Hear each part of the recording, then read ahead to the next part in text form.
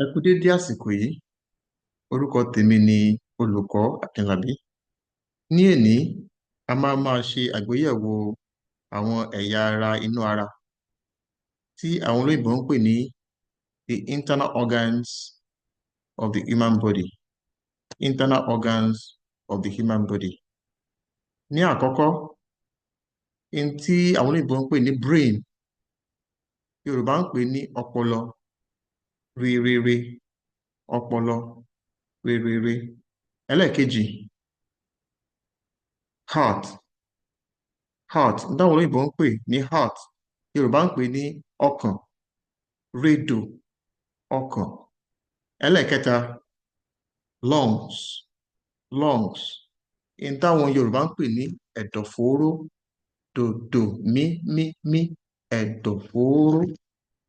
Ẹlẹ́ẹ̀kẹrin, stomach, tí àwọn Yorùbá ń pè ní ikùn, rédò. Ẹlẹ́ẹ̀kẹfà, liver, tí àwọn Yorùbá ń pè ní ẹ̀dọ̀, dòdò. Ẹlẹ́ẹ̀kẹfà, kidneys, tí àwọn Yorùbá ń pè ní kídìrín, mí. Ẹlẹ́ẹ̀keje, intestines, tí àwọn Yorùbá ń pè ní ìfun, dòré. Ẹlẹ́ẹ̀kẹjọ, bladder, tí àwọn Yorùbá ń pè ní àpò ìtọ̀, dòdò, àpò ìtọ̀, dòdò. Ẹ ṣé púpọ̀ tí ẹ gbọ́ ní tí a kọ́ lénìí.